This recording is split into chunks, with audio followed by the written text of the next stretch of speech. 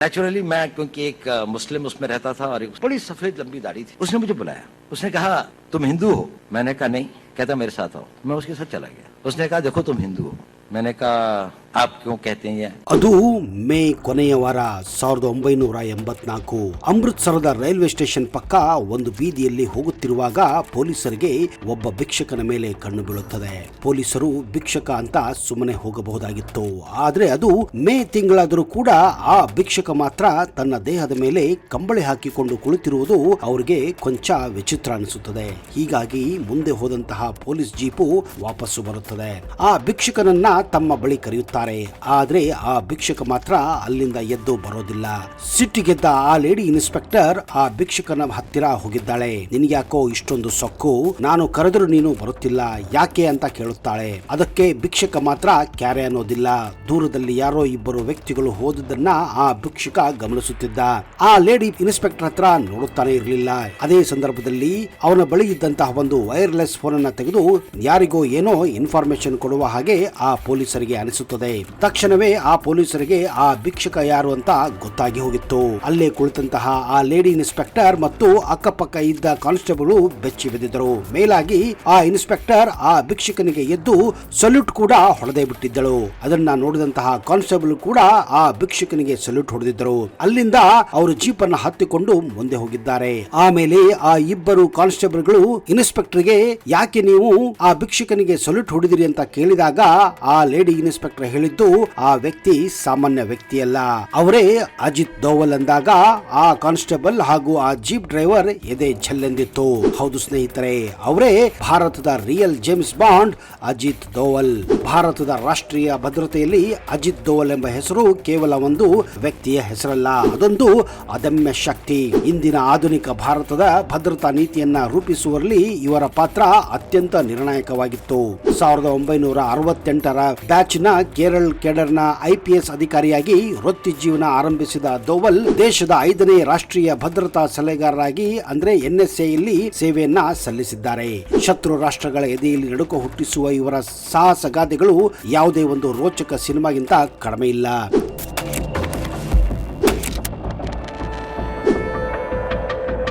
ಅಜಿತ್ ಕುಮಾರ್ ದೋವಲ್ ಅವರು ಜನವರಿ 20, 1945ರಂದು ಉತ್ತರಾಖಂಡದ ಪೌರಿ ಗರ್ವಾಲ್ ಜಿಲ್ಲೆಯ ಗಿರಿ ಬನೆನ್ಸಲ್ ಎಂಬ ಹಳ್ಳಿಯಲ್ಲಿ ಜನಿಸುತ್ತಾರೆ.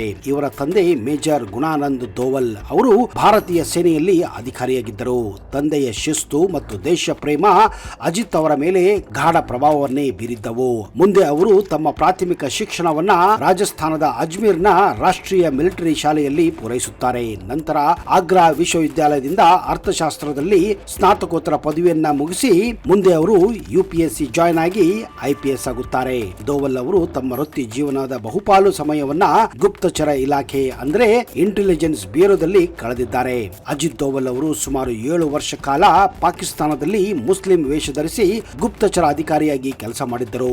ಅಲ್ಲಿನ ಜನರ ನಡುವೆ ಬೆರೆತು ಅಲ್ಲಿನ ಪರಮಾಣು ಕಾರ್ಯಕ್ರಮಗಳ ಬಗ್ಗೆ ರಹಸ್ಯ ಮಾಹಿತಿಯನ್ನ ಸಂಗ್ರಹಿಸಿ ಭಾರತಕ್ಕೆ ರವಾನಿಸುತ್ತಿದ್ದರು. ದೋವಲ್ ಅವರು ಪಾಕಿಸ್ತಾನಕ್ಕೆ ಹೋದಾಗ ಕೇವಲ ವೇಷ ಬದಲಿಸುತ್ತಿರಲಿಲ್ಲ, ಬದಲಾಗಿ ತಮ್ಮ ಅಸ್ತಿತ್ವವನ್ನೇ ಬದಲಿಸಿಕೊಂಡಿದ್ದರು.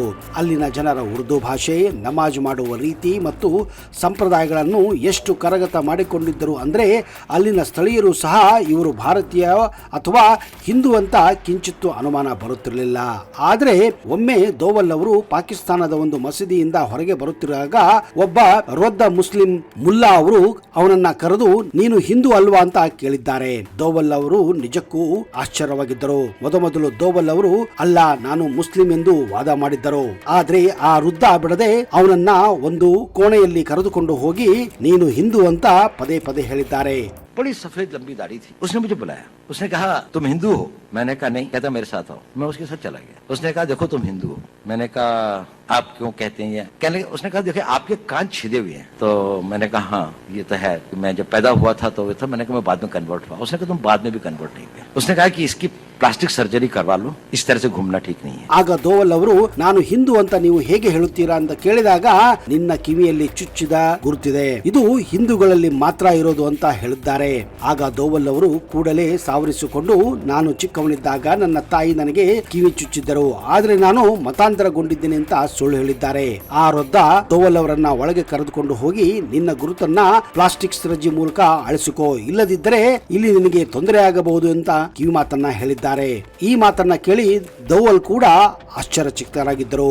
ನೀವು ಯಾಕೆ ಈ ತರ ಹೇಳುತ್ತಿದ್ದಾರೆ ಅಂತ ಕೇಳಿದಾಗ, ಹಾಗೂ ಕಿವಿಯಲ್ಲಿ ಛೇದವನ್ನ ಕೇವಲ ಹಿಂದೂಗಳೇ ಮಾಡುತ್ತಾರೆ ಅಂತ ನಿಮಗೆ ಹೇಗೂ ಗೊತ್ತು ಅಂತ ಕೇಳಿದಾಗ, ಆ ವೃದ್ಧ ಮುಲ್ಲಾ ಹೇಳಿದ್ದು ಅವರು ಕೂಡ ಹಿಂದೂ ಅಂತ, ಆದ್ರೆ ತಾನು ಕೂಡ ಕೆಲವು ದಿನಗಳಷ್ಟೇ ಹಿಂದೆ ಮತಾಂತರಗೊಂಡಿದ್ದೇನೆ ಅಂತ ಹೇಳಿದ್ದಾನೆ. ಹೌದು, ಈ ತರದ ಘಟನೆಗಳು ಅಜಿತ್ ದೋವಲ್ ಜೀವನದಲ್ಲಿ, ಅದರಲ್ಲೂ ಪಾಕಿಸ್ತಾನದಲ್ಲಿ ತುಂಬಾನೇ ನಡೆದು ಹೋಗಿದ್ದವು.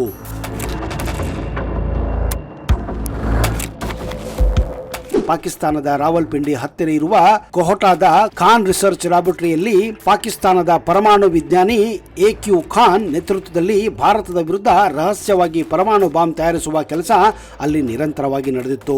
ಇದನ್ನ ಅವರು ಜಗತ್ತಿಗೆ ಯುರೇನಿಯಂ ಪುಷ್ಟೀಕರಣ ಕೇಂದ್ರ ಎಂದು ಸುಳ್ಳು ಹೇಳುತ್ತಿದ್ದರು. ದೋವಲ್ ಅವರು ಕೊಹಟಾ ಕೇಂದ್ರದೊಳಗೆ ಹೋಗಲು ಸಾಧ್ಯವಿರಲಿಲ್ಲ, ಯಾಕಂದ್ರೆ ಅಲ್ಲಿ ಕಟ್ಟುನಿಟ್ಟಿನ ಭದ್ರತೆ ಇತ್ತು. ಆದರೆ ಅವರು ಚಾಣಾಕ್ಷದಾರಿಯನ್ನ ಕಂಡುಕೊಂಡಿದ್ದರು. ಆ ಪರಮಾಣು ಕೇಂದ್ರದಲ್ಲಿ ಕೆಲಸ ಮಾಡುವ ವಿಜ್ಞಾನಿಗಳು ಮತ್ತು ಕಾರ್ಮಿಕರು ಹೊರಗಡೆ ಬಂದು ತಿಂಡಿಯನ್ನ ತಿನ್ನುವುದು, ಕ್ಷೌರ ಮಾಡಿಸಿಕೊಳ್ಳುವ ಅಂಗಡಿಯನ್ನ ಅಜಿತ್ ದೋವಲ್ ಗುರುತಿಸಿಕೊಂಡಿದ್ದರು. ಅಜಿತ್ ದೋವಲ್ ಅವರು ಆ ಅಂಗಡಿಗೆ ಭೇಟಿ ನೀಡಿ ಅಲ್ಲಿ ಬಿದ್ದಿದ್ದ ಕೂದಲಿನ ಎಳೆಯನ್ನ ಸದ್ದಿಲ್ಲದೆ ಸಂಗ್ರಹಿಸುತ್ತಿದ್ದರು. ಆ ಕೂದಲಿನ ಎಳೆಯನ್ನ ಭಾರತಕ್ಕೆ ಕಳಿಸಿ ಪರೀಕ್ಷಿಸಿದಾಗ ಅದರಲ್ಲಿ ಯುರೇನಿಯಂ ಕಣಗಳು, ಕುರುಹುಗಳು ಕಂಡು ಬಂದಿದ್ದವು. ಇದು ಪಾಕಿಸ್ತಾನ ರಹಸ್ಯವಾಗಿ ಪರಮಾಣು ಅಸ್ತ್ರ ತಯಾರಿಸುತ್ತಿದೆ ಎನ್ನುವುದಕ್ಕೆ ಭಾರತಕ್ಕೆ ಸಿಕ್ಕ ಮೊದಲ ಬಲವಾದ ಸಾಕ್ಷಿಯಾಗಿತ್ತು.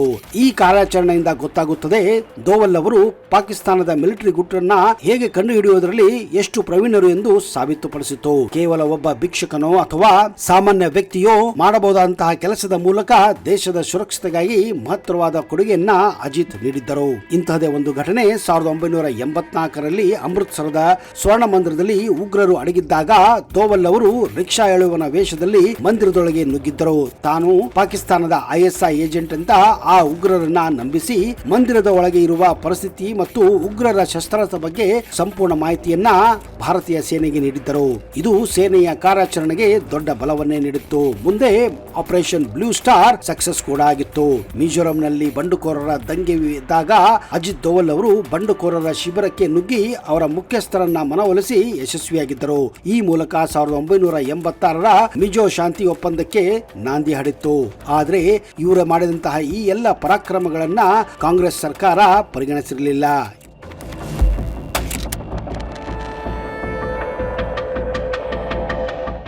ಈ ಕಾಂಗ್ರೆಸ್ ಸರ್ಕಾರ ಅವರನ್ನ ಸರಿಯಾಗಿ ನೋಡಿಕೊಳ್ಳುವುದಿಲ್ಲ. ಇವರು ಕೊಟ್ಟ ಸಲಹೆಗಳನ್ನು ಅವರು ಯಾವತ್ತೂ ತಿರಸ್ಕರಿಸುತ್ತಾನೆ ಇದ್ದರು. ಇದಕ್ಕೆ ಉದಾಹರಣೆ ಪಾಕಿಸ್ತಾನದಲ್ಲಿ ತಯಾರಾಗುತ್ತಿದ್ದ ನಕಲಿ ನೋಟುಗಳು. ಮಾಹಿತಿಯ ಪ್ರಕಾರ ಅಂದಿನ ಸರ್ಕಾರದ ಕೆಲವು ಮಂತ್ರಿಗಳೇ ಪಾಕಿಸ್ತಾನಕ್ಕೆ ಭಾರತದ ನೋಟ್ ತಯಾರಿಸುವ ಅಚ್ಚುಗಳನ್ನ ಕೊಟ್ಟಿದ್ದರು ಎನ್ನುವ ಗುಪ್ತಚರ ಮಾಹಿತಿಯನ್ನ ಅಜಿತ್ ಕೊಟ್ಟಿದ್ದರು. ಆದರೆ ಸರ್ಕಾರ ಇದಕ್ಕೆ ಕ್ಯಾರೆ ಅನ್ನುವುದಿಲ್ಲ. ಹೀಗಾಗಿ ಅವರು ಯಾವಾಗಲೂ ಹೇಳುತ್ತಿದ್ದರು, ಹಿಂದೂಸ್ತಾನದ ಅತಿ ದೊಡ್ಡ ದುಶ್ಮನ್ ಹಿಂದೂಸ್ತಾನಿಗಳೇ ಅಂತ ಹೇಳಿದ್ದರು.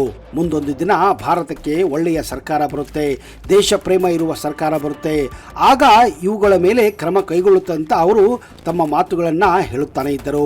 ಈ ಬಗ್ಗೆ ಇದರ ಉಲ್ಲೇಖ Hindi block buster cinema Dhurandhar ಸಿನಿಮಾದಲ್ಲಿ ನೀವು ಕಾಣಬಹುದಾಗಿದೆ. ಕೊನೆಗೂ 2014ರಲ್ಲಿ ನರೇಂದ್ರ ಮೋದಿ ಅವರ ಸರ್ಕಾರ ಅಧಿಕಾರಕ್ಕೆ ಬಂದ ನಂತರ ಅಜಿತ್ ದೋವಲ್ ಅವರನ್ನ ರಾಷ್ಟ್ರೀಯ ಭದ್ರತಾ ಸಲಹೆಗಾರನಾಗಿ ನೇಮಿಸಲಾಗಿತ್ತು. ಅಂದಿನಿಂದ ಭಾರತದ ಭದ್ರತಾ ನೀತಿಯಲ್ಲಿ ದೋವಲ್ ಸಿದ್ಧಾಂತ ಅಂದ್ರೆ ದೋವಲ್ ಡಾಕ್ಟ್ರೈನ್ ಜಾರಿಗೆ ಬಂದಿತ್ತು. ಅಂದ್ರೆ ಶತ್ರುಗಳಿಗೆ ದಾಳಿ ಮಾಡುವವರಿಗೆ ಕಾಯದೆ ಅವರ ನೆಲದ ಮೇಲೆ ಮುನ್ನೆಚ್ಚರಿಕೆ ದಾಳಿ ನಡೆಸಿ ಅವರನ್ನ ಮಟ್ಟ ಹಾಕುವುದು. ಹೀಗಾಗಿ 2016ರಲ್ಲಿ ಉರಿ ದಾಳಿ ನಂತರ ಪಾಕಿಸ್ತಾನದೊಳಗೆ ನುಗ್ಗಿ ನಡೆಸಿದ ಸರ್ಜಿಕಲ್ ಸ್ಟ್ರೈಕ್ ಮತ್ತು 2019ರ ಪುಲ್ವಾಮಾ ದಾಳಿಯ ಪ್ರತಿಕಾರವಾಗಿ ನಡೆದ ಬಾಲಾಕೋಟ್ ವೈಮಾನಿಕ ದಾಳಿ ಹಿಂದೆ ದೋವಲ್ ಅವರ ಮಾಸ್ಟರ್ ಪ್ಲಾನ್ ಇತ್ತು ಅಂತ ಹೇಳಲಾಗುತ್ತಿದೆ. ಸರ್ಜಿಕಲ್ ಸ್ಟ್ರೈಕ್ ಸಂದರ್ಭದಲ್ಲಿ ಅವರು ಹೇಳಿದ ಮಾತು ಈಗಲೂ ಕೂಡ ಪ್ರಸಿದ್ಧಿಯಾಗಿದೆ. ಈಗಿನ ಭಾರತವು ಕೇವಲ ದಾಳಿಯನ್ನ ಸಹಿಸಿಕೊಳ್ಳುವ ದೇಶವಲ್ಲ, ನಮಗೆ ಎಲ್ಲಿ ಹೊಡೆಯಬೇಕೋ ಮತ್ತು ಯಾವಾಗ ಹೊಡೆಯಬೇಕೋ ಎಂಬುದು ಚೆನ್ನಾಗಿ ಗೊತ್ತು. ಹೌದು, ಹಿಂದೆ ಪಾಕಿಸ್ತಾನ ಭಾರತದ ಮೇಲೆ ದಾಳಿ ಮಾಡಿದಾಗ ಭಾರತ ಸುಮ್ಮನೆ ಕುಳಿತುಕೊಳ್ಳುತ್ತಿತ್ತು. ಇದಕ್ಕೆ ಉದಾಹರಣೆ 26/11 ಅಟ್ಯಾಕ್. ಮುಂಬೈನ ತಾಜ್ ಹೋಟೆಲ್ ಮೇಲೆ ಆದಂತಹ ಅಟ್ಯಾಕ್ ಆದ್ಮೇಲೆ ಭಾರತದ ಸರ್ಕಾರ ಯಾವುದೇ ರೀತಿಯ ಒಂದು ಕ್ರಮವನ್ನ ಕೈಗೊಂಡಿರಲಿಲ್ಲ. ಹೀಗಾಗಿ ಅದಕ್ಕೆ ಅಜಿತ್ ದೋವಲ್ ತುಂಬಾನೇ ಬೇಸರಗೊಂಡಿದ್ದರು. ಅಷ್ಟೇ ಯಾಕೆ, ಅಜಿತ್ ದೋವಲ್ ಇನ್ನಷ್ಟು ಹಲವಾರು ಆಪರೇಷನ್ಗಳಲ್ಲಿ ಇನ್ವಾಲ್ವ್ ಆಗಿದ್ದರು. 2016 2014ರಲ್ಲಿ ಇರಾಕ್ನಲ್ಲಿ ISIS ಉಗ್ರರ ವಶದಲ್ಲಿ 46 ಭಾರತೀಯ ನರ್ಸ್ಗಳನ್ನ ಯಾವುದೇ ಪ್ರಾಣ ಅಪಾಯವಿಲ್ಲದೆ ಸುರಕ್ಷಿತವಾಗಿ ಭಾರತಕ್ಕೆ ಕರೆತರುವುದರಲ್ಲಿ ಇವರ ವಹಿಸಿದ ರಾಜತಾಂತ್ರಿಕ ಪಾತ್ರ ದೊಡ್ಡದಾಗಿತ್ತು.